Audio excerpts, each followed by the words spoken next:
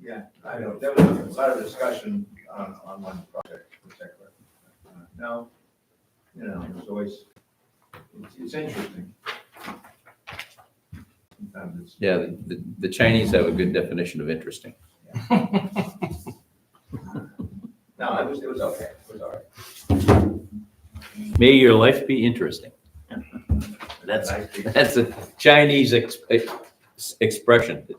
It's not nice. Well, we all start So learning Dave was Chinese. telling me that we The have baby. on Thursday nights now? Apparently. Okay, yeah. Is that a new job? No idea. Yep. All right, guess we can get going. Welcome to the November 2nd Town of Lyman Ordinance Review Committee meeting. I do believe we have a quorum, so that's a good thing. So we'll call this meeting to order. Can we all stand and do the pledge of allegiance? I pledge allegiance to the flag of the United States of America, to the republic for which it stands, one nation, under God, indivisible, with liberty and justice for all. All right. You know, Peggy said she's not going to be here. She's eagerly anticipating a grandchild. Which sounds super exciting. So hoping and praying that our daughter is able to get through that. All right, everybody should have a copy of the agenda. Anybody have anything else to add to the agenda before we adopt it and get going? That is a no. All right, so correct me if I'm wrong, Mr. Dulong, but the last meeting, full meeting minutes that we have, so we have a couple, I did share them out. The last full meeting minutes are 21st. the 21st. Does anybody have those, or did anybody not get a chance to review the 21st of September minutes? I have copies here. If somebody needs I them. did not. Okay. Problem is, it's dry and cold out, your fingers don't work. There's that. You got a copy? Yeah, I got it right. You got it right there? Thank you. Muzzy, all set? Michael, I'll take one if you have an extra.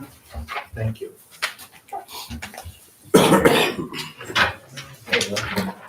There we go. You guys need a copy all set?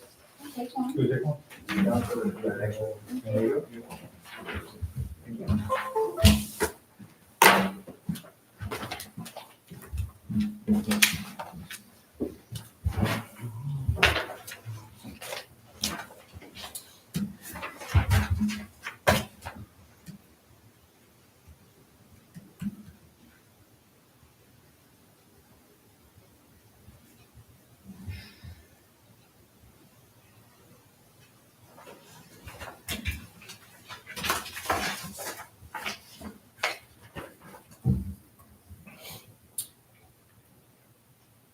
I was not at this meeting, so vote on, but anybody have any corrections, notable notes?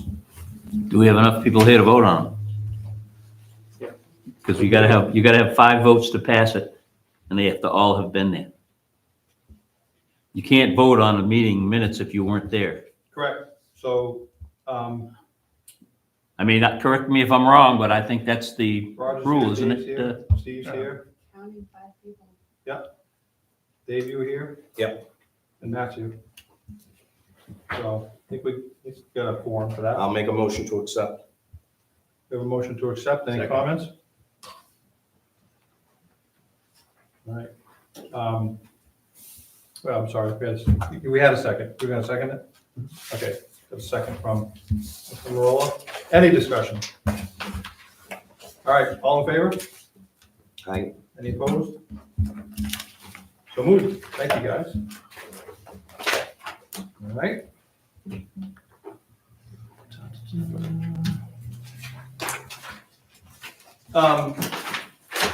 Peggy asked to add this to the agenda.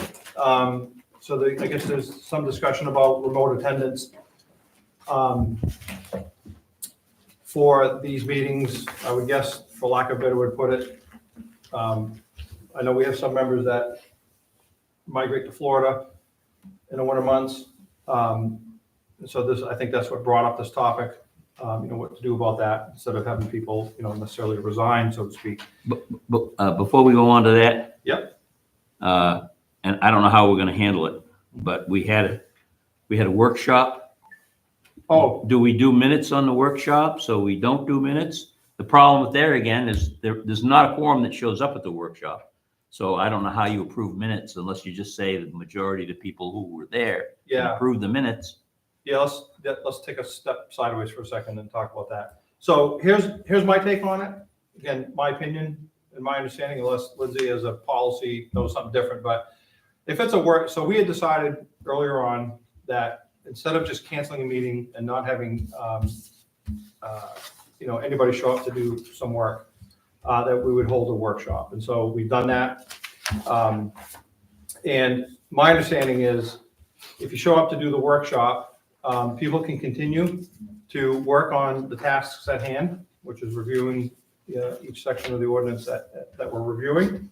And at that time, we can make, recommendations. We can write up what we think the section ought to be read as. But obviously, if we don't have a quorum, we can't vote on that. So that any proposed changes that came up at that workshop can be forwarded to the next meeting, assuming there's a quorum. And if there wasn't a quorum, you just rinse and repeat that behavior. But at some point, you get to hopefully a meeting, we have a quorum, and we have these proposed changes that were recorded in the minutes for that workshop, and then we can vote on that. I think what I picked out of some conversations and some emails that appear to be confusing would be, well, what's the point of the workshop then? Because you got to bring everybody up to speed, and you're going to rehash stuff, and they're not successful and whatnot. So my personal comments on that are, I don't agree that workshops aren't constructive and worthwhile, because the last one I was at was pretty productive. We got a lot done. At least that's what the consensus was for the people that were there. So I think they can be very productive if we're focused on the task at hand, which is to review the material at hand. Life happens. People can't always be at every single meeting. I totally get it. I got grandkids. I like seeing my grandkids. And if there's a grandkid event, I'm sorry, my grandkids are going to take precedence over a meeting. If that happens 3 times in a row, then I would say you guys have a legitimate complaint to say, Mike, you can't be at the meetings. Maybe you ought to consider stepping down or let somebody else be the chairman or whatever. But life happens. Peggy's not here because she's waiting for her granddaughter. So that's exciting stuff. But consequently, I think if there are people that are going to show up to continue to work, then, we're all working on the same plane here. We all, have trust of one another to continue that work. Then any constructive changes that were proposed during that workshop, I don't necessarily think it's worthwhile or fruitful to rehash all of that or have to bring everybody up to speed, because everybody has the ability to go online and watch the meetings. And if they have any questions, certainly they're entitled to ask questions. But, my premise is that the people here at the workshop that showed up, can continue to work. Because if it's not that way, if we have to keep going back and rehashing every single detail because somebody wasn't here at the meeting, then I completely agree. We'll never get through this material, because we're basically saying, well, we can have a workshop, but it doesn't matter because everybody has to be present in order for us to fully discuss and fully vote on and whatever. And again, with the fact that we have them online and available, people can send an email in between, each meeting and ask questions and get clarification. If we need to post something on Google Docs for people to see between meetings, no problem. So, I don't think it's worthwhile to do that, in my opinion. You got a question, Lindsay? Well, yeah, I was just wondering, did the last 2 workshops you have, are they online? Are they on YouTube? The first one is, the second one didn't happen. Okay. We showed up, we decided not to have the workshop. Okay. Yeah. And then maybe this is a little off topic, but, we get into other committees would like to use this room, and we have budgets coming up, so there's gonna be budget committee meetings, joint meetings and everything. So I think, just consider that, because if you guys find that regularly you're you don't have enough quorum to have a meeting and you just decide 15 minutes in, you're gonna call it quits, please consider that, because like other committees would like to book this room. Yep. And if you're only gonna utilize it for 15 minutes, and just, shoot the shit for a while and then leave, then we need to like discuss that and move on. Yeah, so again, Lindsay, I think, when we had that discussion earlier, you have a legitimate, statement. And I think that's the reason why we said, look, we're gonna have a meeting no matter what. The only time we'd cancel it Right. definitively You guys is, came here for 15 minutes the last one. I'm just saying, if that Yep. is happening continuously, people are not booking this room thinking, you might be here for an hour and a half, 2 hours. Right. So they're not even booking it. If you're only gonna be here 15 minutes, that's someone else could come here at 7 o'clock and they'd be okay with that. Yeah. So I just want you guys to be respectful. There are other committees out there that, we struggle with this, especially during budget season. Yeah, no, I totally understand and I agree. I guess what I'm saying is the expectation and what I thought we had set forth was we're gonna have a meeting no matter what. And it's either gonna be a workshop meeting for the full time or, it's gonna be a full meeting because we have a quorum. Right. Either way, work's gonna get done during that meeting, so. And I think your idea is great. Yep. Have a workshop, it's up on YouTube, the other members, they can view it, if they missed out, get caught up. I think that's a great idea. Yep. So, So again, this is just my understanding and my opinion about what we had set forth, because otherwise, like I said, we're never gonna get through anything, period, and it's just a waste of everybody's time. And I don't want it to be a waste of anybody's time, including my own, because I'm busy like the rest of you. So, the people that show up have the right to work through and to decide what wordings need to be what. And the people that weren't able to make it, it's understandable, like I said. But when it comes time to vote on it, we're gonna vote on it. If it doesn't pass, it doesn't pass. But I think in fairness, like I said, this isn't like a situation where, well, such and such wasn't here and they should be able to comment on it and, they're just not gonna they're gonna vote it down if they happen to be at the meeting. They can do that, but I think that's unfortunate because I think we should all trust in the work that we're all trying to do and just get these ordinances cleaned up. We're not gonna be able to get everything done anyway, so we might as well get done what we can before we run out of time. And, I know Brenda's not here, but I know that, again, she has a laundry list of stuff that she needs to get corrected to make her job easier. So whatever we do is all stuff that we can productively get done. But just my opinion, I'm opening it up to anybody else that has any other comments to share. My thought is the workshop is to throw around ideas. You throw around ideas, you talk about them, then you bring it to the full quorum. You're explaining what we talked about at the workshop, and you're right. At that time, everybody does have input, and then vote on it. Yeah. I don't understand the issue. Yeah, and I mean, I'm not sure, so thank you for that. And again, I don't know how much different that might be as opposed to, being able to make positive progress on proposed changes. For example, that last workshop that I was at, not the one that got canceled, but the one before that, we were able to take a section and propose a rewording. And we said, this is great. And we're gonna put it forth to the next meeting and vote on it, right? And again, if there were questions on that workshop meeting was recorded. So if anybody had questions or wanted to listen in as to what was stated from the committee members that were here, they had the opportunity to do so. So I don't know as if I thought, I completely agree that it's just to throw around ideas. I think there's opportunity for us to work on stuff. Obviously, I think there's some big ticket items that really kind of need people, as much input as possible. And there's other stuff that's just grammatical stuff. We can, cross that off. So whether or not, we do the easy stuff in a workshop and keep going, and save the ones that we know there's going to be a lot of discussion on, for the next full meeting, that's fine too. As far as I'm concerned, as long as we're making progress somehow, that's great. But, consequently, would it be kind of a waste of time if we came to the next full meeting and said, well, we have all these proposed grammatical errors that we cleaned up in the last workshop. Let's talk about that again at the meeting. Well, we don't have a lot of time each meeting that we have. That's my point, I guess. But I get your point, and I think you're right.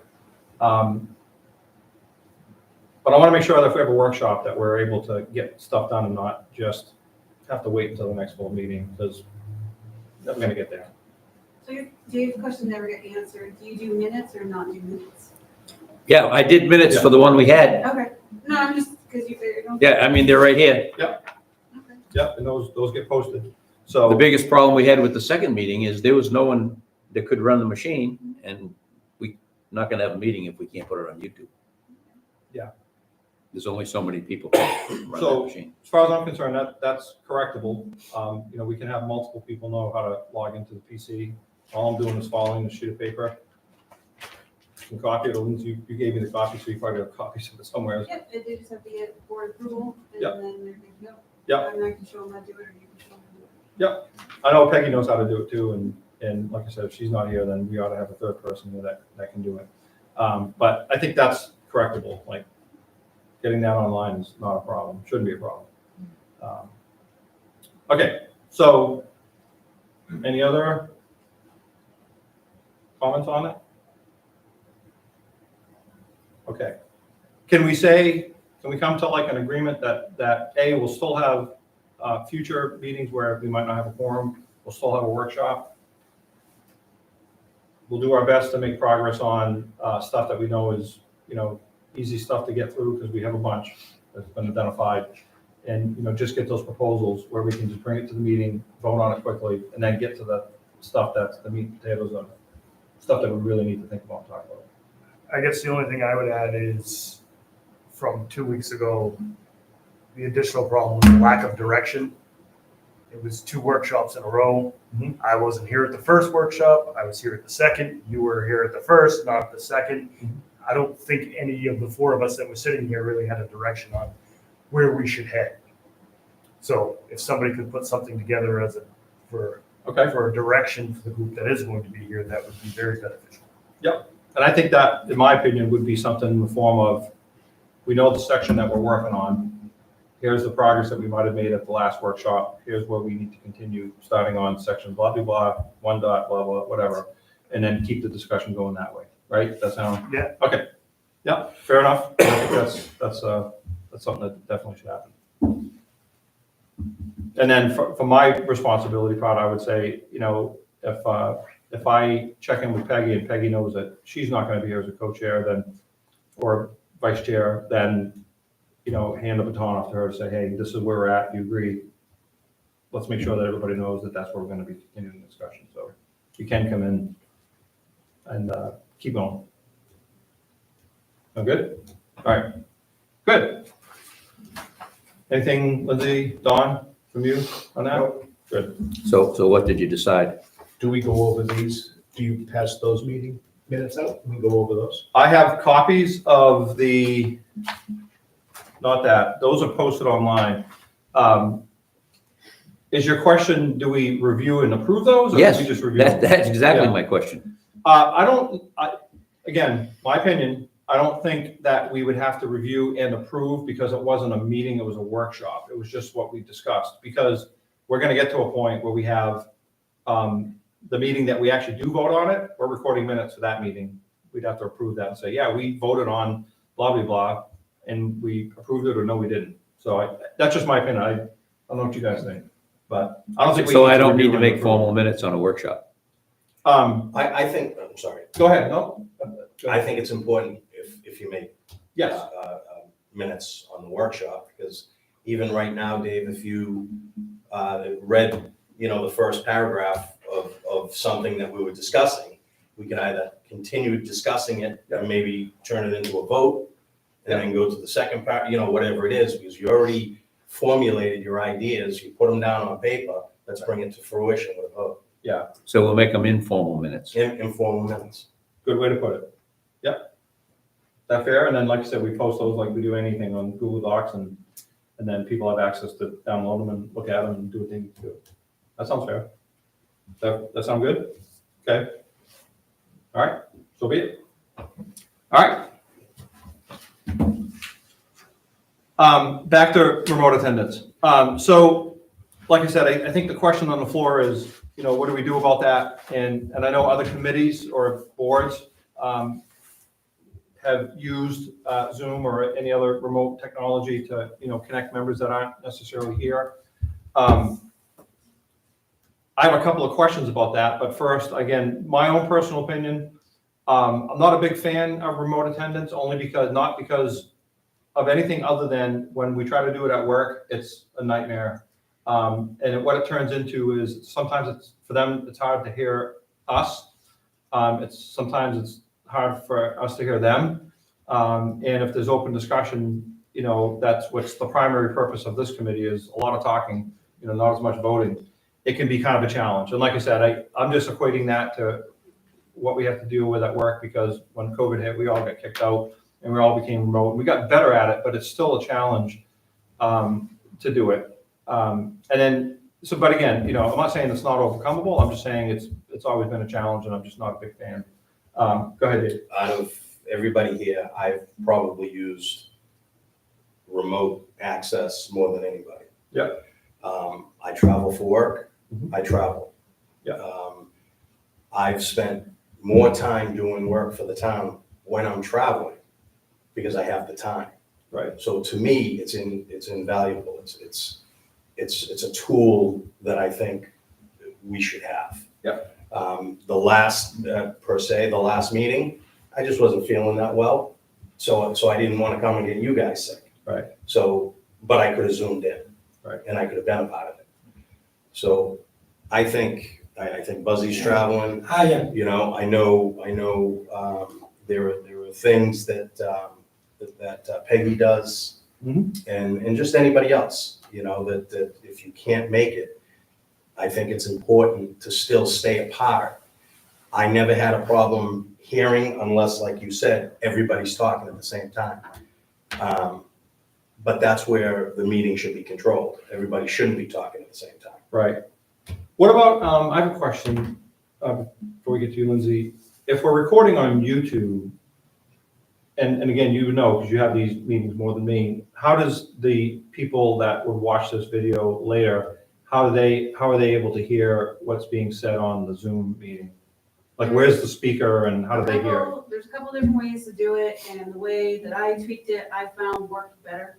One of the things I was going to point out is welcome to the age of post-COVID. I mean, everybody knows they can watch these meetings online, and that's what they're doing. They're not here. Mhm. So it just makes sense, remote access and stuff. And but yeah, as far as answering your question, what I've done and I found works great is we have a laptop. I'm going to set up the laptop with a camera and a thing. Everything's all pre-set up. You just click in the USB things and you can go. There's no passwords to log in. You can just open the laptop. There's a Zoom thing. So I would set up the Zoom link and I would put it out into a MailChimp and get it out there, because part of the state statute is you have to allow the public to have a meaningful opportunity to join. And so it gets out there, and only just a person has to sit here and click on the Zoom app and your meeting's gonna pop up and you open it. So that's, I find, is the best way to do it, because you don't get the competition of all the microphones. When we were doing it, we were doing Zoom through YouTube, which is another option, but then you end up with some squelching. The Zoom audio dominates the scene on YouTube. So for viewers at home, whoever's talking on Zoom, it's like incredibly loud. And then when you guys are talking in the meeting, you can barely hear them, because the Zoom audio is not as great as the YouTube audio platform. So I separated it and did it that way, and I found it worked great. A little bit more of a setup, but not really, because I have everything sort of, I mean, Dave's seen it. I have my little thing set up. I just put the laptop there. Is it possible that that monitor could be used for the Zoom meeting part? Yes. So we could see, It is, so instead but of having a because like, I'm still trying to figure out how the laptop just sits here and then, do they put it on the podium so they can see us through the camera? Or do they, but, for us to see them, like, it almost would seem to me like if it was possible to have the Zoom meeting running off the, you can do that. There's some HDMIs here. The problem with the laptop we have, it's really outdated. There's issues with the HDMI port. Mhm. So it's having a lot of issues trying to get it to the TV. We can set it up that way, but you may run into problems. You might have to abort that mission. And so typically I didn't focus on, can I see them? There's a microphone speaker, and so we can hear them. So they're, you know, Okay, if I wanted to see them on the laptop, I could, I just didn't focus my attention on it. Okay. But we can look into that, so that you can just plug into the HDMI and everything on the laptop is gonna be on that TV. yeah, and then the audio could come through the TV, and I'm sure you'd probably be able to hear that better than you hear like a laptop, technically. You can, but Especially with a your microphone. microphones are up here, so like Right. these microphones really work better if you're kind of closer to it. You have that remote one too that we could use on the You can do stand. that. Yeah, That's I another might option. stick it right in front of the Stick it in front of you. TV. Yeah, that might work even better. So there's a couple different ways you can set it up and play with it. Yep. Um, I think personally, if it were able to overcome that part from my point of view, then I'm totally fine with it. I get it, like I said, trust me, everybody that works outside of the home, the company had to figure out how to let them work from home when COVID hit, so Maine Health wasn't any different. I just want to make sure that it's equitable for everybody. People at home can hear, we can hear, that kind of stuff. And I agree, like you said, I don't think our meetings, I think they're pretty orderly anyways. That's good. So I'm all for it. Like I said, as long as we can remove any barriers. Don?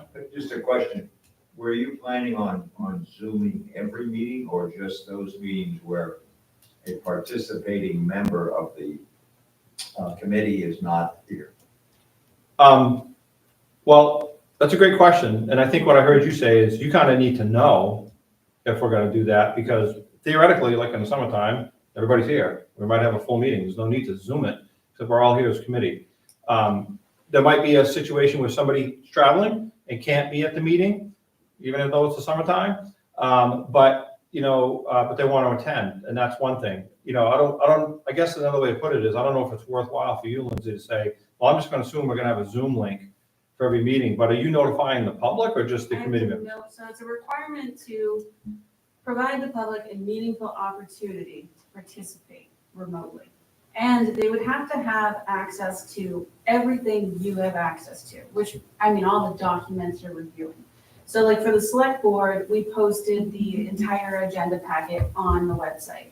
And then the Zoom link was right there. So the MailChimp, you hit a link, you went right to the webpage and you can click both things. You can hop on Zoom and open the packet. So you guys would have to be bringing to me, like, if you're reviewing specific ordinances, like, that has to be put together in some kind of a packet that we offer to the public.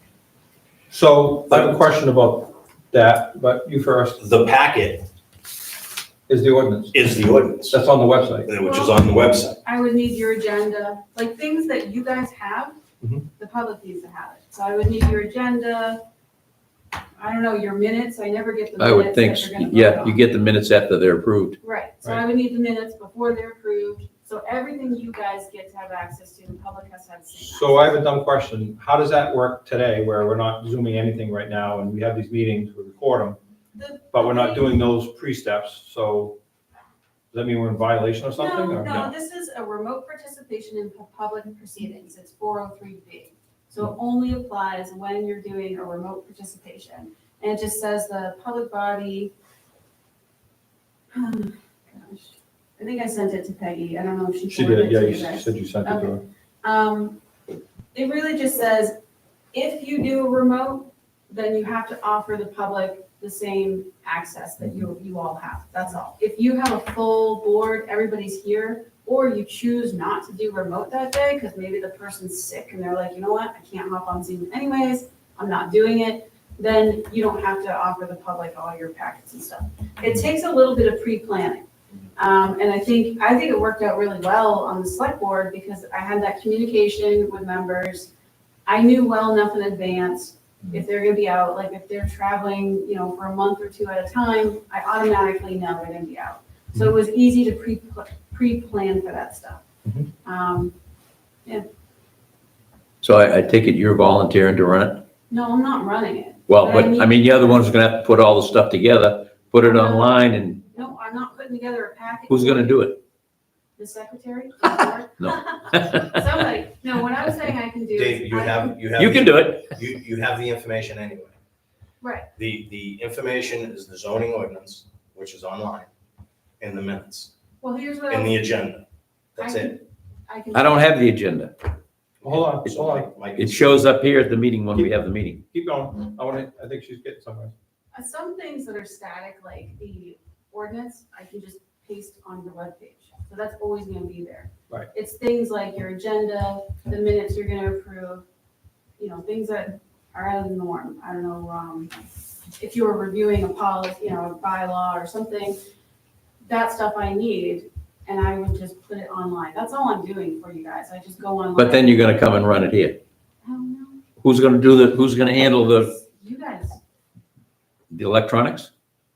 I got, Doesn't somebody have to handle the electronics? it's not that complicated. Like I said, you open a laptop, the app is right there, and you click on the app.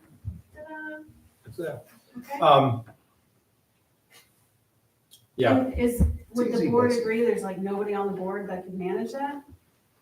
yeah, no, I think the answer is yes, but, there might be situations like what happened at the last workshop meeting where I wasn't here, Peggy wasn't here, so we could, we didn't have somebody else that could run the YouTube part. So, I'm gonna say, hey, there might be situations where sometimes the meeting didn't happen because of that. Hopefully, we can avoid that by training, having something easy, having a booklet someplace that somebody can get access to that says this is how you log in once you've been approved. What? I'm sorry, go ahead, John. I just think, it seems to me that you might be setting yourself up for some additional complication. I believe the planning board's policy says that we would do a Zoom meeting only if a member of the planning board is gonna be participating by Zoom. Otherwise, it's on YouTube, but that's it. In other words, that's so the public can watch it. But when you're on YouTube, of course, you cannot come in on the meeting. So I believe that's what our policy is. So wait, I still have a dumb question, and bear with me. If Dave and Buzzy are gonna be in Florida, the rest of us are here, the public still has the opportunity to come here and sit down, and they can get a copy of agenda or see minutes or whatever. I don't understand why there's a requirement, therefore, that just because you have one or two members that are participating via Zoom, they will still be able to hear those individuals, because again, we're gonna have them, their audio is gonna be available and being picked up by the microphone for the YouTube session. And so they will have full access to the same information that we do. And again, if they're public, John Q. public, they can show up here if they're able to.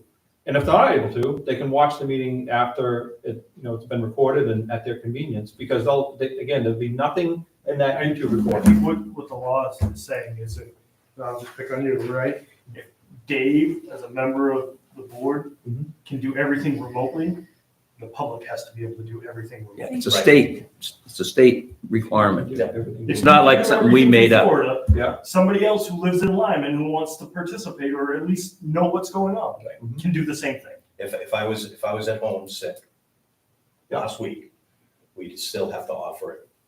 To everybody. Under H, the public body must make all documents and other materials considered by the public body available electronically or otherwise. Anybody can. The public who attend by remote methods to the same extent customarily available to members of the public who attend the proceedings of the public body. So just like Matt said, it's, If we allow him to do it, we've got to allow Everybody has to do it. Is that only the case if you allow a member? No, it's anybody. Well, yeah. No, I'm saying, asking Lindsay, Right, because that's only effective if a member is participating. If a member. Okay, If a fine, member, yeah. okay, thank you. Just wanted to check.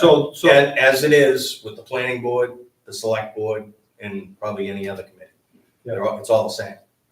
So electronic or otherwise on the documentation means, otherwise could mean there's documentation available for them to pick up at town hall, I'm assuming. But I think the key thing here that I now understand is they have to also have the ability to participate in Zoom.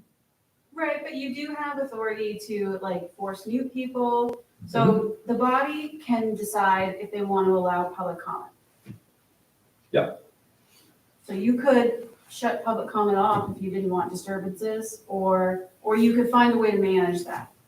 Or you can give them 5 minutes of fame, like, Yeah. whatever. We can decide as a committee what that should be. And I'm fine with that. Okay, yep. And then they'll still all be able to see it later on YouTube. It's going to be recorded. Don? I'm just thinking, we're talking about this, it's 6. Yeah, I know. Well, but I think it's important because we gotta figure it out and we gotta make a decision. I don't one way or think the another. planning board's had that issue only because we have a quorum. I mean, I can't remember the last meeting, we haven't had a quorum. And we have not had participation that I can remember of members by Zoom. Right, Because I'm not saying we couldn't have it, but we just haven't had that. right. So- But in this case, we will. We have, right? We Yeah. haven't had a quorum several times, and we know we have at least 2 members that are gonna be traveling. And one If we're going to get anything done, we need to make this work. Yeah, and I mean, and I'll clarify one thing. I think, in my understanding, is the ones so far that we haven't had a quorum, it was because legitimately members weren't able to be at the meeting, at least as far as I know. So, but not every case. So, you know, we're dealing with the worst case scenario, or the best case scenario, depending on how you look at it.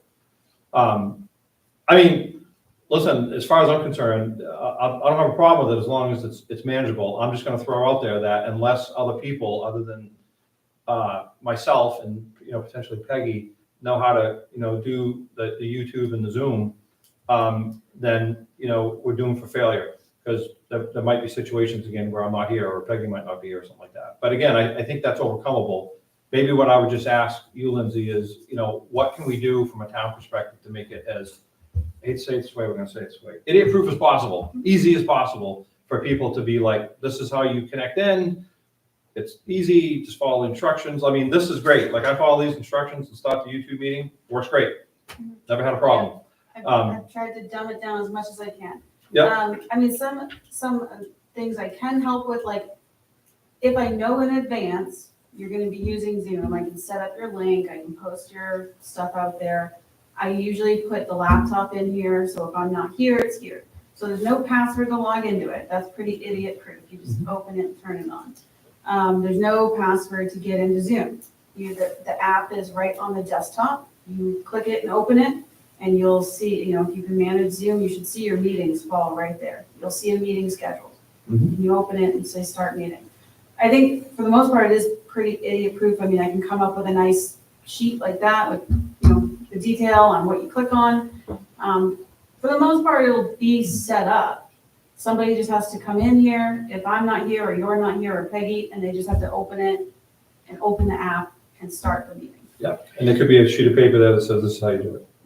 We should make a motion that the secretary. No, hey, my technical ability is I will do it. flip phones. That's it. It also states that you can have alternative means. So say something goes wrong with the computer and you can't do it. Mhm. We can just, you can call me, Right. put it on speaker, Right. and I can attend. Yeah. And that's it. So anybody So else, that- how do you do it for the public? But sometimes it's not practicable.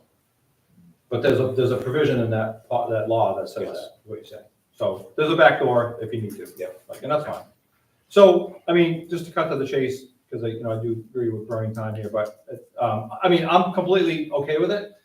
And I'd say, in our fairness, we can try it, and if there are problems, we're just gonna have to cross that bridge when we you know, get to that point. But we can give it a shot, and if there's no problems, then there's no problem.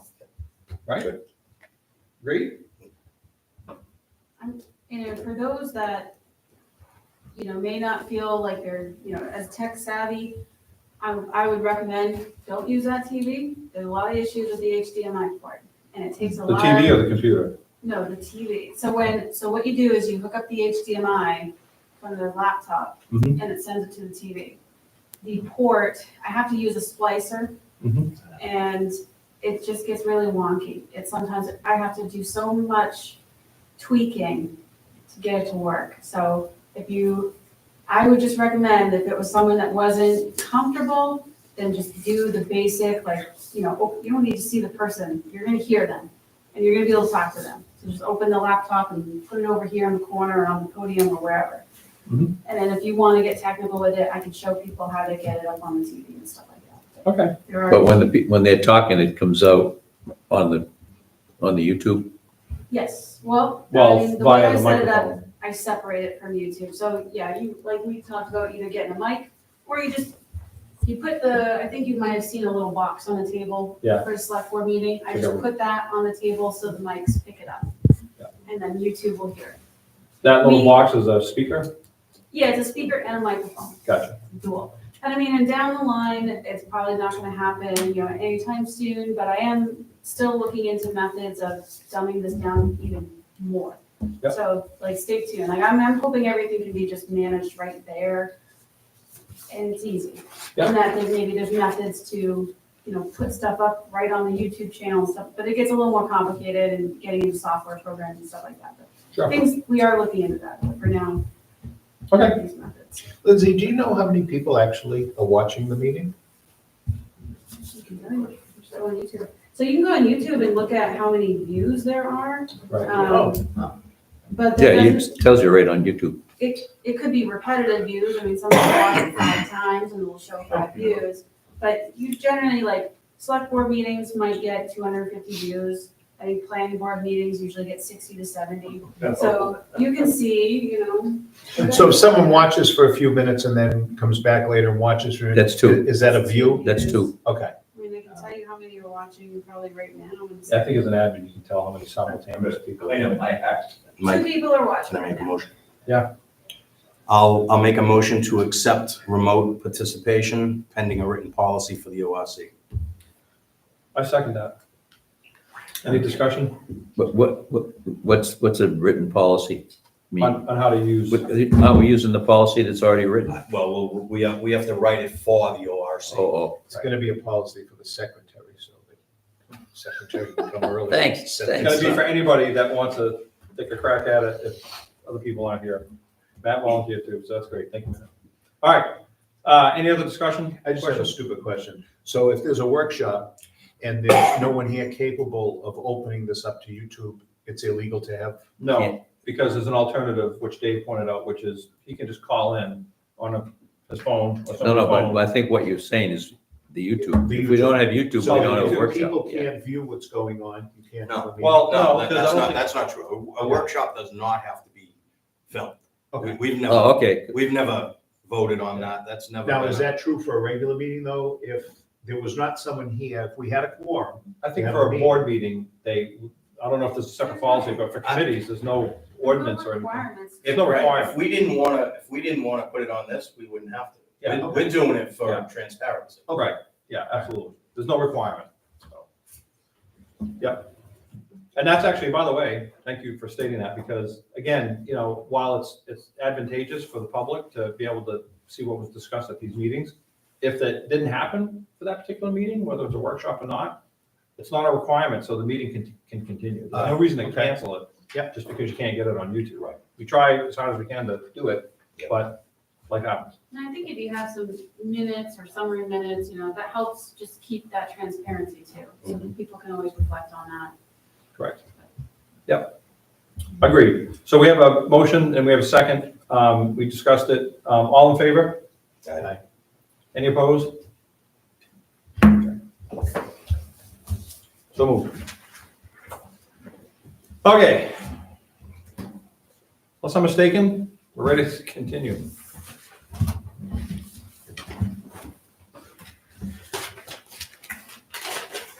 So I know at the last workshop, one that I was at, there was a proposed rewrite, which I think you have reflected in your Just workshop. to get it, you made the motion, Dave? Yes. Yes, I seconded it. Okay. Do you want me to read it to you, David? Yeah, that would help. To accept remote participation.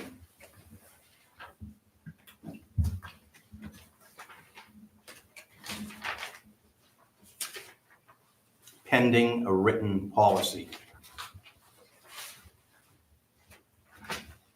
for the ORC.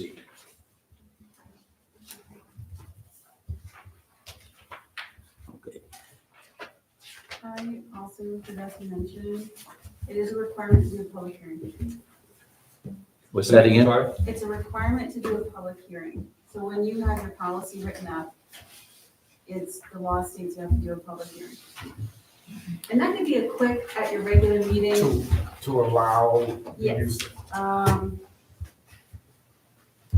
Did Peggy send you guys a statute? I can give you guys a copy. I'll believe so. So yeah, it's just, you could do it at like your next regular meeting, and post notification, public hearing, whatever. But you would have to have your policy ready to go, like that's the one you're gonna approve it. You have a public hearing. This is probably gonna be your audience. Open, close, and then go to your regular meeting and then vote and approve your policy. Okay, That's how I would recommend it. that sounds good. But let me know if you're gonna schedule a public hearing, like I will put specific notice out, so you're covered. Any reason why we can't do that now? or- I'll write that up. Okay, So you want to I'll, do it, I'll send it to you tomorrow. I'll send it to you on Wednesday tomorrow. so okay. your next Thursday meeting then? Yeah, which will be, if I'm not mistaken, November. So how does the public get notification? 16th. They have to It's gonna be notify 'em. public. She'll put it out on the, So I She'll do put it like MailChimp, Facebook, webpage, you know. Okay, so- I mean, they don't have to get a physical mailing. No, no, So that'll be for the 16th. 16th, 6:30. Public hearing. Okay. While we're at it, another discussion we can have real quick. So this happens to be a month where we have technically 3 Thursdays opposite our free week. Are we gonna, because of the work and missed meetings, and stuff like that, are we saying that we want to have a meeting on the 30th, or we're gonna defer to the next first Thursday of December? Thanks, well, actually, let me see, the next meeting would be on the 16th, thankfully, Thanksgiving. We're not gonna have a meeting anyways, so the question really is do we want to have a meeting on the 30th or not? do you want to say, since we're not having it on the 16th, we'll have it on the 30th? Thought you were having it on the 16th. No, we said we are gonna have it on the 16th. Oh, Because that's Thanksgiving? No. the Oh, next oh, regular okay, scheduled okay, meeting would be you the said 16th. Thanksgiving. Yeah, and then the week after the 16th is Thanksgiving, which we Thanksgiving. wouldn't be here anyways. So it's really is, do we want to try to have a meeting on the 30th or not? Because normally it's just first and third Thursdays. Yeah, because if you have it on the 30th, then you have it the following week. So that's 2 meetings in a row? That's the question. Yeah. I'm not asking to offset everything and upset the apple cart. I'm just saying, do we take advantage of that 30th? Or do we just say, no, we'll just I wait think till it's been December 7th? standard in town that if it's the third meeting is not, Okay. doesn't happen. But I Which mean, I'm I'm fine just either way. saying that's what's happened in the past. Yeah, no, totally agree. I think, again, I was just only asking because I know we've, had a challenge having meetings, so we can take advantage of it, but not if, people are opposed to having 2 meetings back to back. good. I'm good if we had it. You're good, good if we had it. Matt? Doesn't matter to me. I made my, I don't think we should have it, but if you have it, you have it. Dave, you might be able to do it remotely. I don't do that kind of stuff. Yeah. You could call Can I do it on my flip phone? Would the room be available? It will be available the 30th. So Yeah. is that the policy from going forward? If there's 3 meetings in a month, we're gonna do it? No, I think we ask every time because there might be extenuating circumstances. Yeah. I'm just seeing Okay. an opportunity, so I'm Sure. just asking now. For this current, For this current month, of course. not Yeah. ongoing. So, We have to let the public know? I help you with that. All right. All I need, like, if I wasn't here, just send me an email, Yeah. is it available, or whatever, and then we'll figure it out. okay. So, Don? Wouldn't that push your meetings in December? to- No, we just said we're not gonna push anything beyond, which, we're gonna have 2 weeks back to back. Oh, And we're only doing it because we want to try to catch up on some Gotcha. stuff, that's all. Overtime. Just trying to play catch up. Thank But it's not gonna be the norm for every month and it wouldn't push anything out of so you'd have a sequence. meeting on the 7th and the 21st of December. That's correct. Thank you. All right, so I don't know if we need to vote on it. I mean, I don't mind being here. I can be here. I don't think you need to vote. We all Okay. agree. So, Somebody can't make it, they can't make it. that's right. And I'm Okay. assuming there will be a reminder for Sure. those of us that need reminders. Yes, we'll do that. Every day at 3 AM, we'll call you and let you know. Okay. And again, I don't have the exact, either I've left it at home or I stuffed it someplace I can't find it, but we had agreed on a proposed wording for a section, not the workshop that got canceled, the one before. Did you have that recorded? It's on there, right?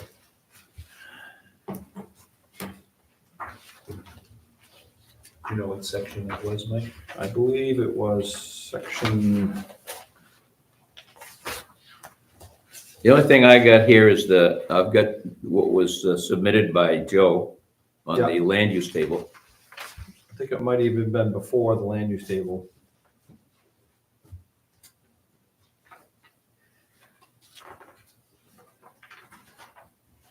One second. Want me to read what I have? Was it section It says 141? Mike brought up contract zoning, saying that he thought it was important that the committee address this issue at the next meeting. Joe suggested that the requirement be added to contract zoning that said, provide reasonable expectation of an overall benefit to the town as a whole. It was thought that LD 2003 ADUs should also be addressed. Brenda was concerned that we also addressed the land use table. She said she would provide examples from other communities. Joe provided the list of inconsistencies in the table, copy attached. Do we have copies of that for the members? Copies of what? What Joe, Those- I sent it to Yeah, I Mike. didn't make copies tonight Oh. of that. I put my error, I probably should have. I can send you a copy.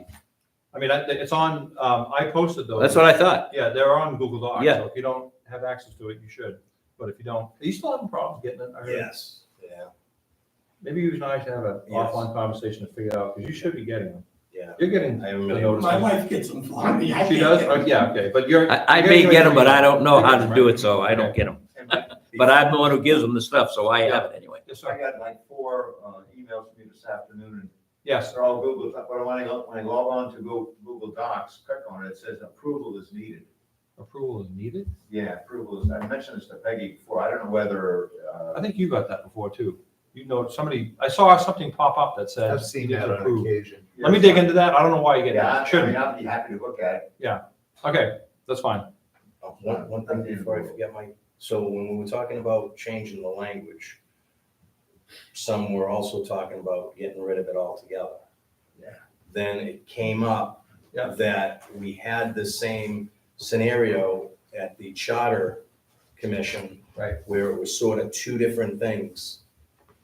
Didn't we talk about asking town council if we could do that? Don, do you remember? Do what, Dave? So say right now, if we change the wording to the contract zone. Yeah. And we also put it out there to delete it altogether. Those were two items. On two items, I can't remember who brought it up, but they thought maybe that conflicted with what we went through during the Charter Commission. Having, with town manager and without town manager. It had to be I one see or your the point. other. Yeah. Oh, you mean as far as voters? Yes, as far as the votes. Oh.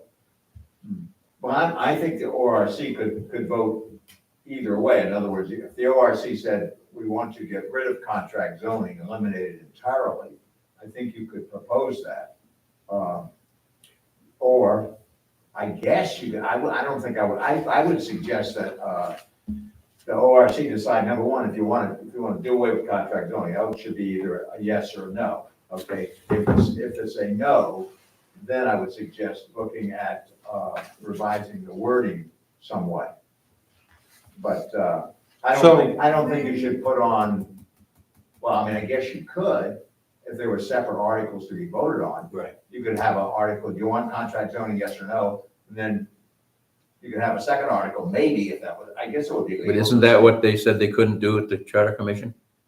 No, the Charter Commission, not to get off, just quickly, thinking, the previous, Charter Commission, we had like 6 articles, okay? 5 passed, but we didn't have enough total votes, but we had 6 articles. I brought that up for the last Charter Commission, and the decision by the majority was to go with an all or nothing package, because I said, well, if the town manager concept is going to be controversial, maybe that could be split out as a separate vote. And anyway, the thought was in general that go for it, all or, yes or no for the whole thing, and not split out things that some board members, maybe I said that, but you could say were controversial. So we ended up going with a single vote. Yeah, I thought that was the requirement, because It wasn't a requirement, there could be multiple, because I'm saying in the previous Charter Commission, which we went through enough different lawyer, and finished all the report up and everything. The only issue with that one was it went to the wrong election, so there wasn't enough total votes cast. So even though 5 articles passed, they didn't become valid. We're gonna have a town manager, or we're not gonna have a town manager, and we'll do this. I mean, if they decided no town manager, the other thing didn't work, that's not true. We had Okay. we had 2 versions, for example, of. right, and I thought you were gonna vote on both versions originally. Well, I'm saying in 15, that's the way it was. There were 2 versions. There was one version with town manager, one version without. I mean, for example, in the last one, which was whenever that was, 20 or 21, I guess, the Charter Commission decided as a group that to go with one change, one version. In other words, one changed version. I think, with all due respect, I think you have that backwards. It was the lawyer that actually said that we could not do both. Well, So we had to do one or the other, and we voted as a group to do the town manager. I don't remember the lawyer part, but all I'm saying is that the previous Charter Commission, which had a different lawyer, it was okay to go with multiple articles. And I'm not saying one way is better than the other. You have to but the group has to make a decision as to whether. Yeah, because see that, I don't know how you set it up in the warrant. I guess you say, okay, do you want to abolish contract zoning? Okay, well, if most people say that they don't want to abolish it, now you've got another article, do you want to change it? See, that's where you're gonna run into problems. That's the Well, point. that isn't gonna be a separate article, though.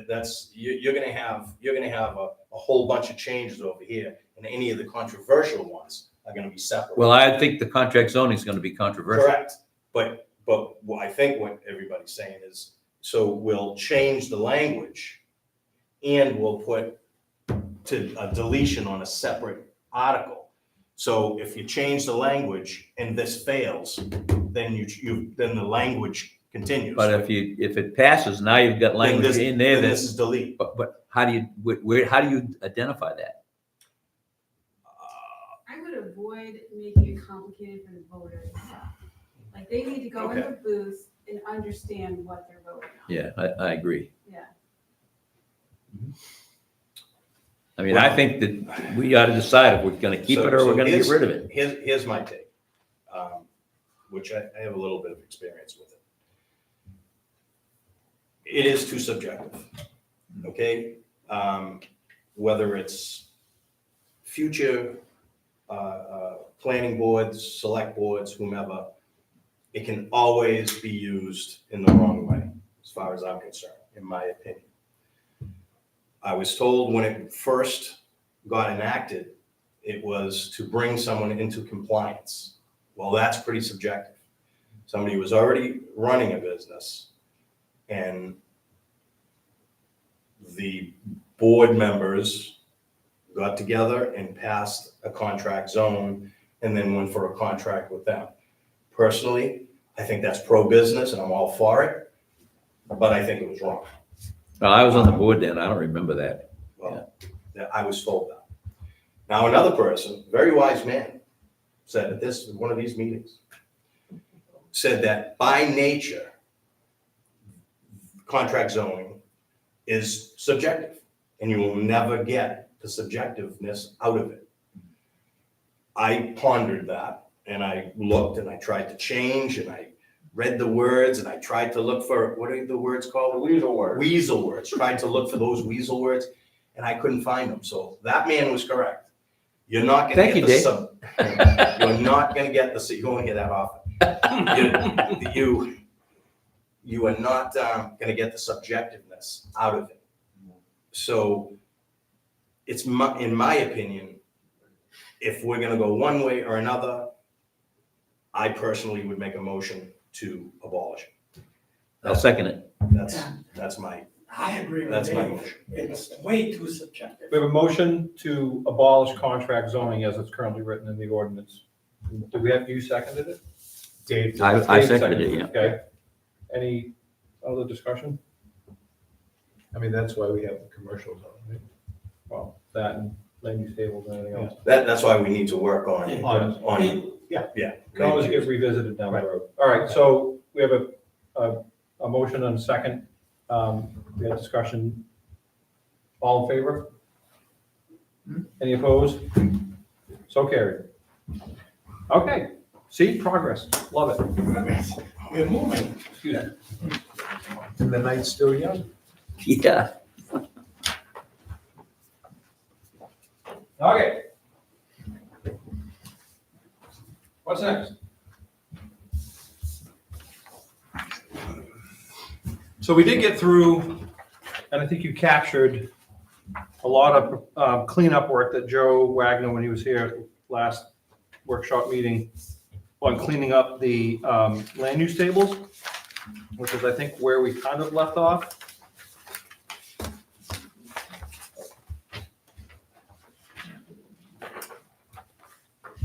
Are you recalling that, Dave Dulong? Yeah, so he had given us Stuff a list of inconsistencies in the table. Yeah. So it was a workshop. Does anybody, I didn't think we had gone into Article 4 at all. oh, yeah, No, we did. But I think we did only in the context of the land use tables, if I'm not mistaken. We didn't, I don't know if we went I through, don't think we. Yeah, we went to the land use table, I think, was because Brenda Directly. asked us to. yes, right, just to point out the stuff that Joe had already kind of gone through. Yeah, and we had an extensive discussion on the land use table. The table is based on the land use requirements. Now, and they're not consistent. Supposedly, the table and the land uses are supposed to be together.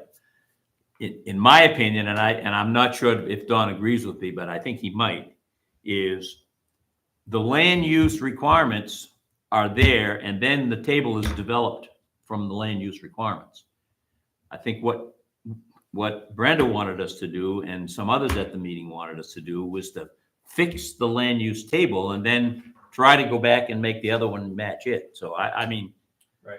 I And don't, then there was also discussion, one second, Don, there was also discussion about, I thought what I heard Brenda say at that workshop was that she was going, that we thought we had the potential to add some land use description in there, and she was gonna research. I think she even had a, she was gonna send us, yeah, and I don't know if She I was- saw it. yeah, it's on the minutes that she was gonna say, I don't Yeah. remember getting it. Did And I I get it? don't remember getting it either, so I can ask her tomorrow or send her an email. But she was supposed to send us some examples of what she thought was, some towns had some good land use, not exclusively to add in, but just to review and say, these would be good. Oh, wait, I'm sorry, Don had his hand up first. Well, I thought Brenda sent out the one from Acton. Maybe I thought she sent it out to you, maybe not, maybe she sent it to the planning board. I'll look, I don't remember seeing it. I believe what she was saying is to streamline it, let me get this right. She basically had she had one, I think it's combined more or less, so you don't have the table and then the description. In other words, the wording is, it's better so that you could, maybe it was a numbering system so that you could say, the uses of number such and such. Right. I mean, it was a simplified version, whereas ours right now, you have, the land use table, which has got a couple of words in it, and then you have the description over in the verbiage. So and sometimes there have been some mismatches there. And she was proposing to, or suggesting, that possibly a little plagiarizing from another town or something could help clean up the format. And also she had talked about, a little bit about transitional zones, because right now what we have is, it's geographical. If you cross the line from this point to that point, you go from residential to general purpose. Right. And there's quite a bit of difference. And she was suggesting that maybe there was a way to modify that a little bit so that there was, to give some flexibility. And that's the reason, contract zoning is a tool that you can use, but again, it's a subjective thing and you get into issues with that. So, so the whole land use table is really important. And it's it's gonna be difficult to make it better. I mean, we have to stick with what we got until we got something that's better, but she had some ideas, and I thought she sent that out. No, Maybe She I didn't know won't. she did. I have it right here. On October 6th, she did On send it October out. 6th. From Acton. Oh, did you get it? It says as promised, here's Oh, our okay. land use, and it is the town She of sent it to Acton. all of us. So if you I wanna must have it check- somewhere then. Check your Yeah, emails I'll from check it. October 6th. Actually, Dave, doesn't look like you were copied Oh, on it my God. for some reason. I think she might have picked an old list because she has, She might have had an old God rest her list. soul, she has more. Because I didn't more remember on getting here. it, so. Yeah, So could Okay. you send it to me? yes. See, that, here again, the land use table, As well. you- Send it to a different- Article 5 has each district spelled out. Yeah. In each district, it says what the uses are, and it's all written, okay? The table then takes what's written and makes it simple for somebody to look at. I just sent it to you, David. Do we have the Just newest? sent it to you. Oh, Okay, sorry. thank you. Do Ross map. Or, and do it. It is the Hotmail one, right? And Yep. D Dolan, Yeah. I just sent it. No, do long D. D Dolan, yeah. Oh, okay, you want it there. Yeah, I don't know. See, I can't get that on my phone. I have to go home and get it on my computer. I sent it to Dave. You got it? Okay. Thanks. Yep, I missed that. Apologies. Okay, Okay. go ahead, sorry. Well, I had a recommendation, and I don't know if it solves your table issue or not. But something else to consider is like a caveat in your table, because I think there isn't a caveat. So it would be like, anything that's not in the land use table is subject to a site plan review, that the planning board would determine what on the table best matches it. So the planning board's gonna have to do a little extra work, but like, they will have that authority to like review it. And we've used this in Parsonsfield where we had that caveat. So for instance, we didn't have Redemption Center in our land use table, somebody applied for a Redemption Center. So the planning board had to sit there and look at, what does a Redemption Center fit most in? And they would talk with the applicant, and the applicant would say, well, I'm gonna have this storage building over here, it's pretty much empty, you know, it's just gonna be, put cans in and a truck picks it up. So as they go through that process, the planning board determines, okay, in this zone, you can have a warehouse. So perhaps it's classified, we could classify it as a warehouse because he's explaining us the use. So that's, having that caveat gives the planning board some flexibility to talk with the applicant, work it out, and figure out what do we think this best matches. And if you don't come up with something, then the planning board can always deny it, but that's an option. Okay, no, that sounds like a great idea. Dave? I think, and Don can correct me if I'm wrong, it's already covered. If it's not there, it's not allowed. Right, but I'm saying there be a caveat. Well, but now that's contract zoning, so now it becomes pretty subjective. Because now you say, oh, well, what is it? It's, okay, I want to put a funeral home in, but I don't have it set up. Well, maybe a cemetery, that's close. And you're putting it on the planning board, who now is gonna have, Are you saying that the caveat applied the closest applicable land use Right. table to it? Yeah, And if it couldn't, then they could deny it. If it, like, if it was clear that there's nothing that this fits into right. in our current You land could use say it table, just Yeah, does not. then they could deny it. that would be sort of like, but not limited to. Well, but here's what I would say. I'm just asking the question. I don't know. If you did what Lindsay's saying, the planning, the burden would be on the planning board to say, well, this closely matches a warehouse.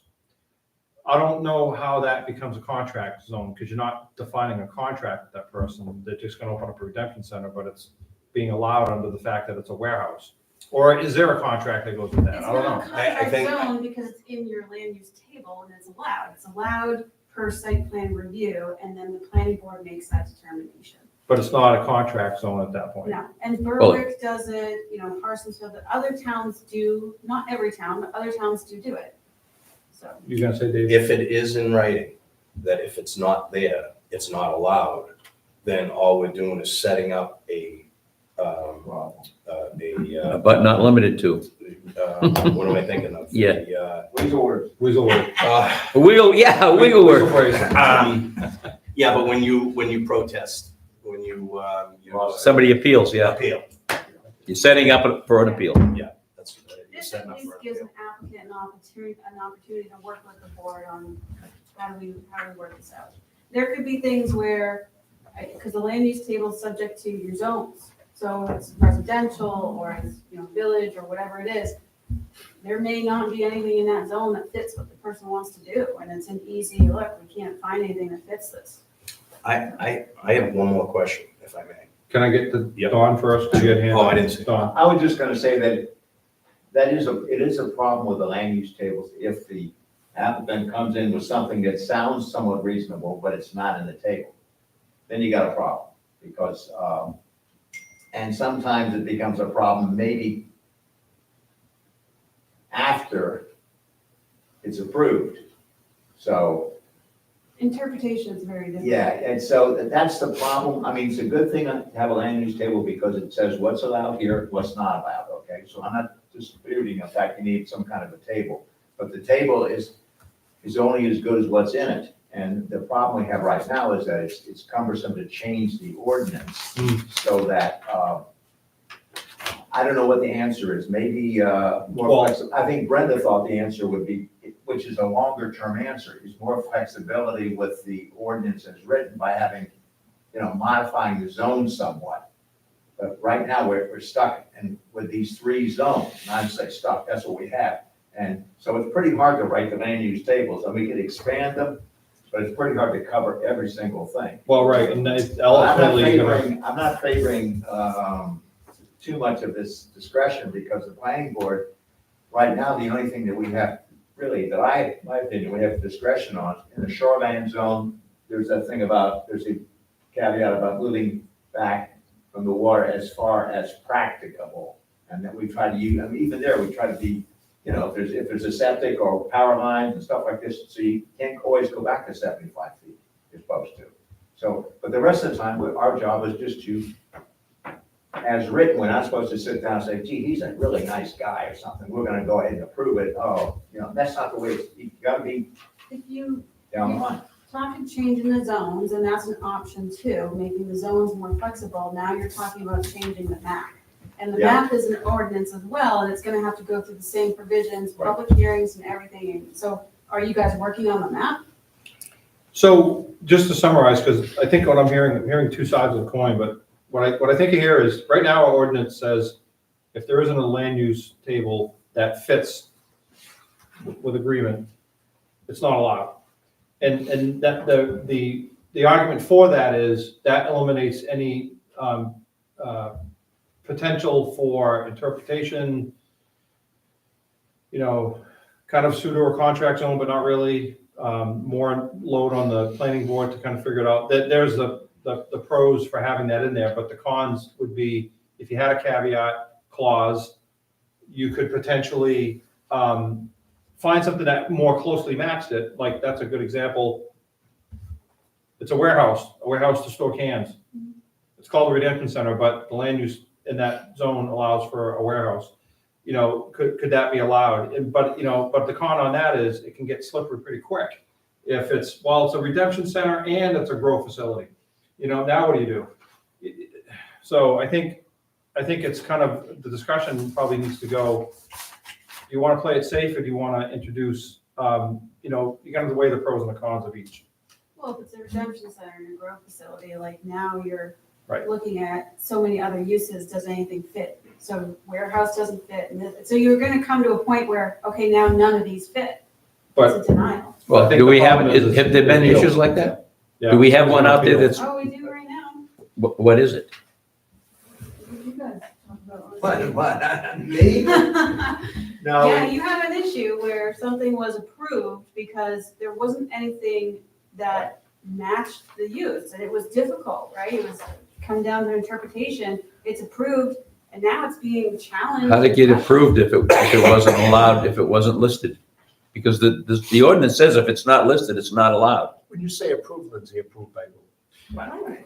So I just want to circle back around here because, again, we could probably talk about this one for hours, but I think what's on the table is, as it stands now, it's not allowed, but that eliminates the possibility that somebody could go for an appeal on a decision against it where we tried to fit it in, but it didn't, we don't think it fit. we don't think it fit. Are we means- talking about the cousin school? Is that the issue that, Are you talking to me? anybody, I mean, is that the one, because I looked at that and I don't see an issue there. I'm not talking about it. Okay. Yeah. I mean, I don't see an issue. I mean, You can watch the meeting. Watch last the- night if you want. it's a residential zone, professional offices are allowed. It was, I believe it was permitted to be professional offices. So, Now, if you want to argue what a professional office is, which we did when we set that up, so let's table that discussion, because like I said. so if it's a professional office, I think good. that's a specific example that's not germane to Yes. this. But see, I just don't see where this issue is going to pop up very often. Steve? I just want to, do we want to be that hardcore that if it's not specific, It's already there. to prevent someone from using their land or give them the possible opportunity? What Lindsay is suggesting is not a specific contract. It's trying to I know. help people maybe fit in. You know, you don't want to hurt your surrounding neighbors, but you want to try to help someone that maybe wants to start a business, use their land in a particular way. It is their land. You don't want people to just run amok and do everything, but what Lindsay is suggesting, you look for a fit. If there's no fit, then there's no fit. But if there is, I think what Lindsay said is, if somebody wants to do something that is not referenced in the land use table, I mean, you can't reference everything, every possible. well, I think they pretty much have referenced everything, but, okay, assuming that somebody wants to do something that's not in the land use table. Now, if somebody in the land, for instance, in the residential zone, wants to do something in their zone that is not allowed, there's nothing the planning board can do to let them do it. If they want to do it, I guess they could go to the appeals board and maybe get approved, but I don't think so. Go ahead, Matt. No, I agree, but that's what he said. Okay, hold on, I got Matt. No, I understand what you said, and now that I've figured it I out. just yeah, want I to understand. help, maybe you guys help clarify my confusion. We just voted to remove the ability for the select board to contract with a landowner to build something that is in our land use table, just in a different zone, right? We removed that ability from that. Mhm. And now we're talking about adding the ability for the planning board To do the same thing, to do something that's not even in our land use charts. Yes. And Right. do anything. correct. That's what. Okay. That's not what I'm saying. All right, so that's where my brain is right now, so Yeah, help me that's the way I picked it clarify. up too. It's exactly how Steve Marola explained it. It's, All she's saying is that not everything is covered. I mean, you can have warehouses and you can do a million things. They may not have specifically said a redemption center.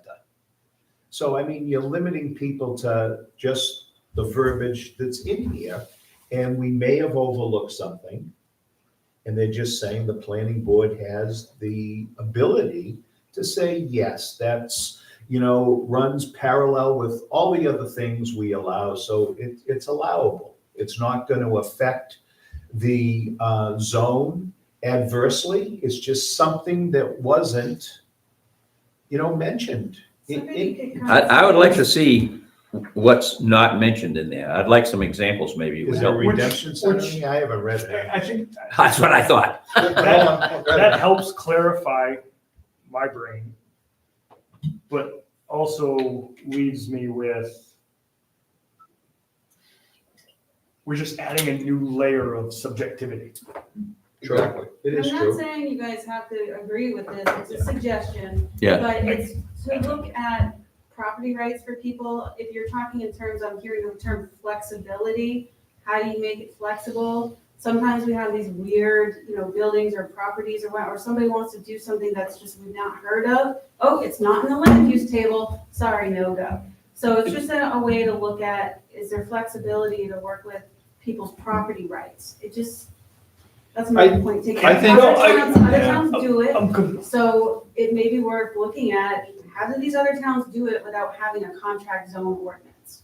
I understand completely, and I'm all about black and white's never black and white, right? And we've got to be able to be flexible and allow people to do what they want on their land. but we can't, I don't want to take a stance on one end and change my stance on the other. I guess is where I'm sitting. Well, I don't understand why you can't look at the possibility that, and again, I think Brenda's comment at the last meeting that we were here, where we said we can probably add some land use examples to our current tables that I would say further expands flexibility. I think that's a safer, better way to approach it than to say, personally, just the way I'm looking at it, than to have a situation, like I'm gonna change my comment now that I've heard everything, where I think that might present too much flexibility, and I'm gonna use you as an example. Somebody might come up and say, I wanna use my property to do X, right? And X might be, I wanna sell artwork, right? But in order for them to sell the artwork, or do artwork repair or something like that, paintings, it wasn't immediately known that they need to have flammable liquids on the property to do that. That ordinarily wouldn't be there if they didn't do that. Well, if I was a fire chief, I would want to know about that because there's a whole bunch of things that could go along with that. But that's the subjectivity that you're going to introduce. You could introduce is to say it's not allowed on the current land use tables for that zone, and it's probably a good reason why, because it is residential. But like I said, where do you draw the line between somebody wants to do something like restore artwork, but they have to use caustic flammable liquids to do that, and we would want to make sure as a town that that's being done properly, I think especially. this is exactly the problem, though. You can't sit Or here and furniture repair. speculate every possible case scenario. Like, we have And that, but that's my point, Lindsay, is, There's good options though, either expand your table a little bit, Yes. like you're saying, or add a caveat, or do contract zoning, so there's different options you can look at. and I would say that I'll put it to you this way, here's another good way of looking at it. If you did your due diligence and you set up your land use tables that you felt as a town, as a board, that we've expanded upon what we had before. We've added stuff because we want to introduce as much flexibility within reason. But if there was one person that came in that wanted to do something with their land that didn't fit, there's a process to change that. Okay? Yeah, it's called contract zoning. No, there's a Yeah, process. it is. No, I'm saying, no, that's not true. That's not the only way they can change it. If there's a land use that would fit that description of what they want to do with their property, then they can propose that the ordinance gets modified to do that. And if We can always modify ordinances. All you gotta do is get 75 signatures and have the but that's town my vote point, on it. Dave. My point, Dave, is that there's a process There's a to follow for them to try and change that. And if they're committed to wanting to use their land for that, to follow the process and do that. And get that land use added to that zone. And if it gets approved, then you're in the green. Go through the rest of the process to get it done. Don? I can give you two examples. One, at the previous meeting we had, planning board had, a gentleman came in asking for a automobile sticker facility on the property. Inspection? Yeah, inspections, and also I think he wanted an oil change, but anyhow. Planning board looked at it and ended up, because he met all the other requirements, approving it under automobile, I remember that actually. sales and service. Yeah. Use that category. So I mean, I would say in almost, Yeah, that makes sense. and so anyway, we look for a way to make that work. Another example, which is not exactly a land use example, but it refers to the ordinance. A gentleman came in who lived in a mobile home district, wanted to add a deck to his outside his mobile home, even though, and would not be physically attached to his mobile home. However, I think it was too close to the lot line. And other neighbors had done the same thing. There wasn't anything probably wrong with it, but there was no way that the planning board, so basically what we did was we had to vote it down so that he could go to The appeals board, you get it, the yeah. appeals board. I don't know whether he did or he didn't. I mean, he did a lot of work, and I could tell he was a very serious guy. But I felt badly about that, but there was no way that I could see or the other members could see how. Yeah, but that's not a land use. It's not a land use, but it was a thing in the tech, so anyway, but I would say that the planning board tries to work with applicants as much as possible, not always. I mean, sometimes it just doesn't work to do this, but I think expanding the table would be a good idea, but that takes time. But what you said you did for this gentleman, isn't that what Yeah, Lindsay's so my proposing? point is, comes in interpretation, right? The planning board's already being flexible, which I think is generous, As we right? can. And then, but then somebody else comes along, I mean, what happens 5 years from now, there's a different planning board, or there's, different people in, and they think, well, no, that doesn't apply. So, I don't know, the caveat has helped with interpretation, and, I just like to see what it says for wording, yeah, I mean, Would it make sense for that caveat to have to be approved by both boards instead of just one board?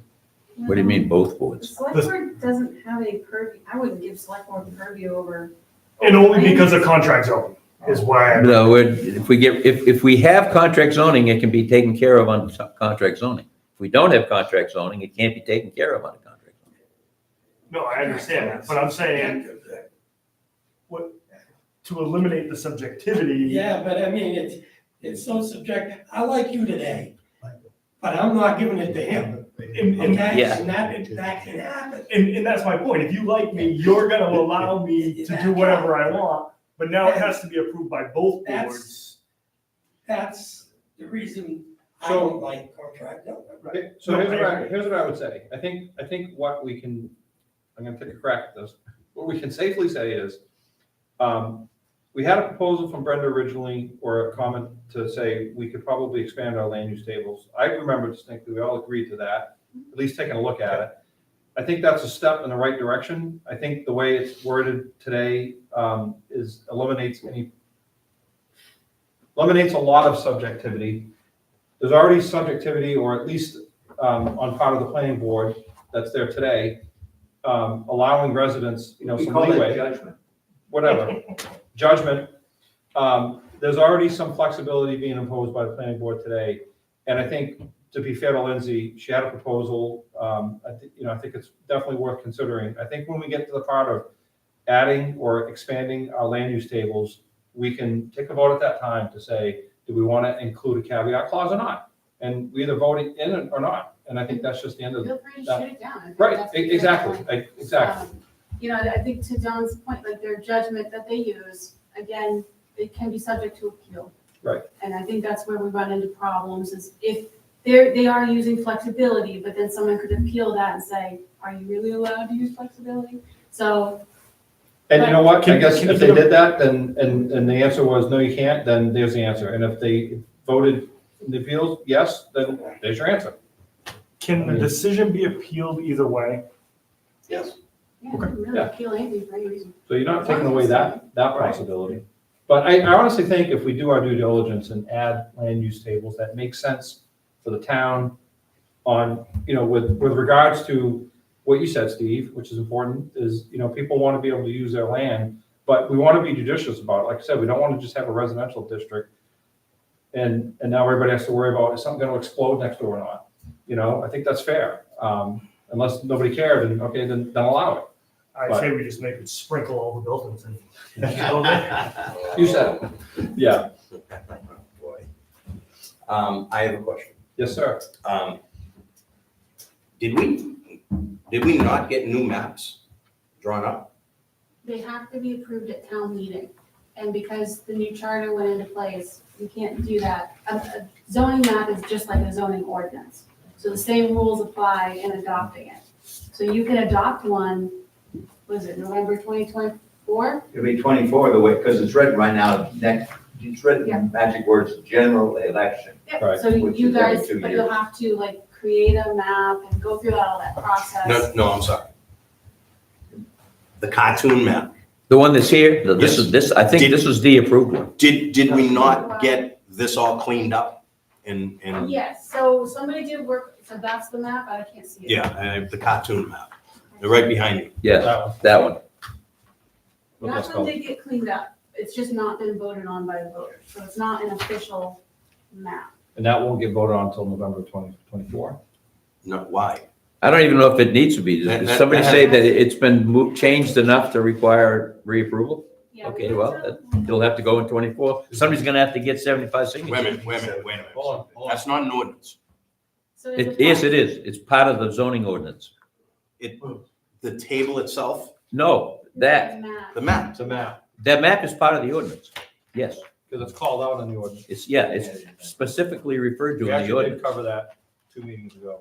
So that's another thing too, yeah, the map can go in 2024. for the voters to vote on it. But I guess there was not a lot of changes, though. I thought they It basically, got cleaned up. So yeah, cleaned up, but better looking than that. So if we were to expand anything, would we not expand it in the largest zone that we have, which What do you seems to mean be general expand? purpose? expand what? If you were going to expand any uses, Land use. add any. Well, I think what uses we, to it. to me, what we should be doing is going through the land use and go through the residential zone, go through, and if we need to add stuff, we add it. We want to take stuff out, we take it out. I'll look at the I mean, boundaries. we're doing a lot of talking about generalities, but we haven't even read the first land use. I mean, that's a lot of work in itself because, you know. Yes. You got the general purpose on one side of the road and residential I on the understand other. that. I mean, this whole thing. And needs that to would be another thing that I would suggest, if the town ever got to the point where they thought we need to have the zones revised, I would hire a company that knows how to do it. I don't think the 9 people sitting at this desk know enough about zoning to change that map. That's how it got where it is now. With one side of the road general and the other side of the road residential. If you had a professional planner coming in and setting you up, he would say, no, no, no, that's not how you do it. I don't Don? love this. Just as a point, you know, we had gotten some help from Southern Maine Regional Planning. I keep, basically it's Lee J. Feldman. Yep. On subdivisions and, and we're a member of that, I believe. We Yes. pay dues and we've used them on. We're not. I thought we were. We didn't do dues this year, Oh, we didn't, oh, okay, we had been in the past, but not Oh, now. I didn't know that. but they will, you can get quote from them, so I mean, it could come out of. Oh, I thought we had dues. Oh, Yeah, I did too. Okay, We've I'm been sorry. for years, yeah. But they've been helpful on subdivisions, all I can say, and might be a resource. My comment is that we gotta, to make any progress, we're gonna have to get either plagiarized from other towns or get some expertise from other towns, however you wanna say it. Or maybe get some help on that, because it is a big deal to change, even on that one little part of Huff Road, one side residential, the other general purpose. That's a big deal for some people, because if you say make it all residential, that eliminates a lot of uses that people are currently actually doing in the part of its general purpose, like farming and things like that nature. So we had an issue on that. The landowner wanted to split his lot, blah, blah, blah. Anyway, the landowner withdrew. I had made up a survey to go to all those residents to say, well, what do you want, you know? But we didn't do that because the landowner withdrew their request because they didn't want to disturb their neighbors, which I thought was sort of nice of them, but that's the problem. I mean, and I think you got a good point. I don't think this little group is gonna be able to do it. I think if there is a way to get some professional help, it might be helpful. Did we budget for that? So, let's get a budget. Next year? No, I can look into, we did set aside like a legal line for committees. It's not a whole lot of money. It wouldn't cover SMPDC doing all that, probably not. And we don't have a budget for it this year. Might be something we'll look into next year. Were the dues too expensive? We Let's say they don't think, I'll have to look into it.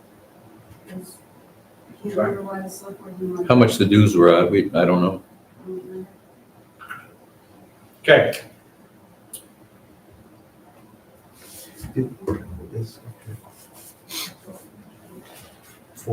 we have not yet. Okay. Yeah, we kind of jumped towards land use, but it was a good discussion and I think we need to have it. So unless I'm mistaken, I think where we're at with this is we definitely want to add, we likely, we're going to be reviewing our land use tables, we'll likely add as necessary. But I think the point that was made and well taken is there's a lot of work there in order to go through that properly. But you know, I think it's bigger than this committee to take that on and do that. What are we talking about? For these land use, like what you just said. No, I didn't say it's, no, I said it was too much for this committee to take on that map. Just the map, okay. Yeah. But not the land, okay. Oh, I think that's part of our job. We should be taking on the land use. So as it stands right now, we do have some material that Brenda did share out that's relative to Acton that we can look at. And if we think we need other towns' land use to review, we can make that I mean, determination. me personally, I would look side by side, like Acton and Yeah. Lyman, and just kind of go through, if I pick things, I go, oh, I've heard of Similar this thing, sized but it's towns, not yeah. in this table, and do a side by side Yep. comparative. I agree.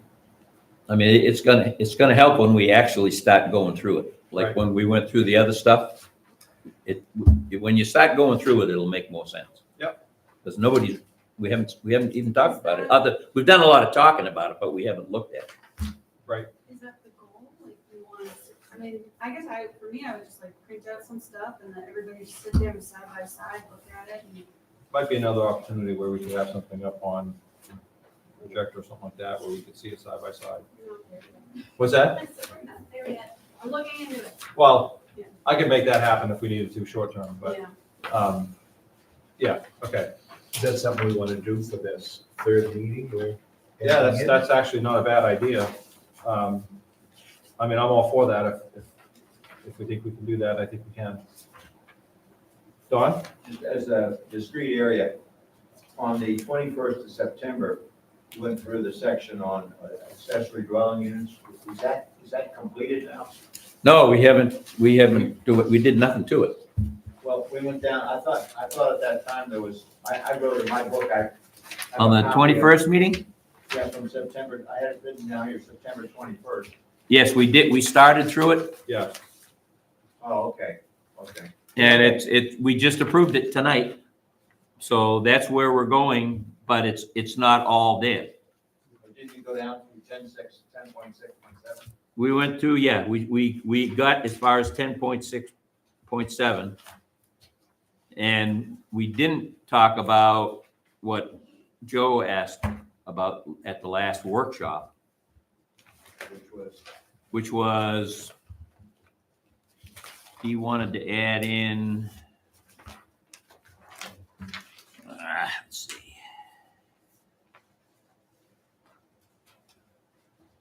Shall not be used or something, Let me see. for short-term rentals or something? I'm sorry. That was another thing he had put in. You're talking No, about- he didn't add anything. Okay. You're thinking of, I think, 140, something like that. The reason I asked that question was that, okay, you made a decision on contract zoning, okay? And I thought you were gonna make a decision on ADUs to have that as a concrete, as a piece of, Yes, piece of work. that was the plan. We were gonna make Yeah, a this is- I did make finalized copies of this. ADUs. Yeah, who wrote that? This is something that, that was included in the minutes that you sent me, Dave, and you had this that we typed up. Yeah, you got a copy right there. Right there, yeah. There you go. Was this from a workshop? No, this was from the meeting you just approved, No. the 21st. This is, I sent an email about this Yes, that's what this came from, I think. with My copy. with my thoughts. Yes, oh, and I have that actually. Your comments. Because I think I was sent to do some research. Yes.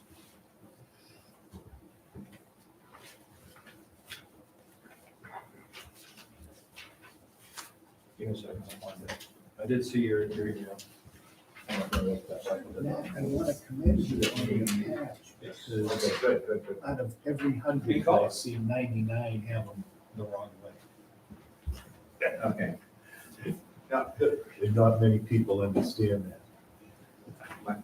I should. Sure. I would just, the reason I mention this is because I thought you were, trying to make decisions on concrete chunks that, Yes, could be put aside and say, okay, we decided that, let's go on to something else. I mean, obviously the land use fix will take some while, but the contract zoning you made a decision on, and then this ADUs, I don't know if that's almost done, or I don't know whether. Yeah, it's close.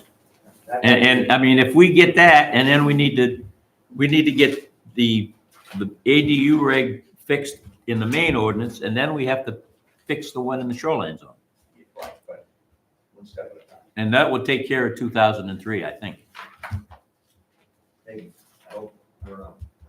I don't know where I stuck from that, but you want to rehash for us, because you did do some research. Oh, I think it's right here.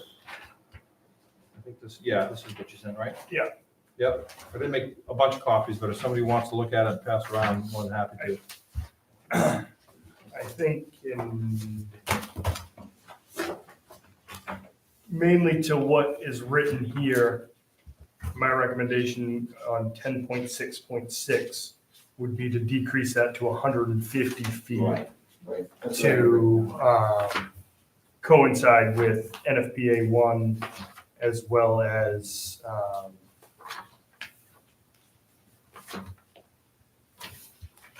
what the code enforcement officer is currently working with. And I don't know exactly where she gets that from, but Right. we actually had a discussion about So that's great. turnarounds today. We did. You and Brenda did? Yeah, for a different project that's going on in town. And Okay. the 150 feet from the main road is what we discussed. My only concern about that 150 feet is, obviously, this is moving forward to saying retroactive. I wish it But could be. say you have a situation where somebody has a back lot. And they have even if they had a 50-foot right of way going to their back lot, and it was 300 feet long, you had wetlands on both sides, what do you do? Exactly. So it would have to be worded almost, the when practicable. I mean, obviously you want to do it. You want it there, but are you really going to stop that person from building on his lot because he can't do it? No, but I don't think you would, because he wouldn't be making the turnaround down in the wetlands. He wouldn't be putting the house in the wetlands. Did you just hear my scenario? Yep. You have a back lot. Yep, You have a 200-foot, 300-foot right to away. get there. Yep, You have to have wetlands on both sides. yep. You can't turn around. You don't, there. but you only have to turn around at the end. That's not what you're saying. No, he You're saying says 150 at the feet. end. Every 150 feet? No, if it's longer than 150 feet. Yeah. Yeah, he didn't say every If he's 150 clarified. feet. If Yeah. the dead end Yeah. is longer than 150 feet. Yeah. A hammerhead to turn fire trucks around. Yeah. So if it it's, could be at the house. if it's It could be 700 at the feet, house. Okay. yes, it's at, yeah, Okay. yeah. I that's- would. Okay, that's not the way I read it. Yeah. I didn't read it. Yeah. I'd let these fire trucks drive another 3 miles forward. Before they I have let to turn them around. Back up 151 feet. Okay. Yeah. Fair. Yeah, so all you want to do is change 200 to 150. Yes, But you want to make a motion? I will make a motion that in Article 10.6.6, we change 200 feet to read 150 feet. Do we have a second? I'll second. We have a second. Any discussion? All in favor? Any opposed? So moved. Good job, Chief. There you go. I think Matt? Anything else on that section that you had discussion with Brenda, or was that the only? No, that Okay. was all I had. Now, is that everything for ADUs now? I believe it is. Well, we had expanded it to what, 800? Yeah, you change, you may not have a copy of this. The changes, we added to 10.6.1, including a legally constituted non-conforming lot. On 10.6.2, we changed 6 to 8 and 600, from 6 to 8 and from 600 to 800. Right. For the 10.6.3, we added, may be added to an existing dwelling structure attached to the existing structure or in a new structure. And struck out the rest. And we took out that other piece. And also the accessory dwelling unit, including those located in basements, have to have egress. Yeah. And then we added 150 feet now. We had 200, now it's 150. And then we, on the on-street parking will not be permitted. We scratched out additional parking and turnaround space must be provided if needed. And we took that out because 2003 wouldn't let us put it in. Right. So is this now what the group thinks is agreeable for ADUs? I do, but I would like to, and I apologize for kicking the can down the road, but I really respect what Peg has to say on this particular issue. So I would hope that the committee would, Well, she was here when we voted it this way. When she was here when we Right, but developed this. we're voting on this now, correct?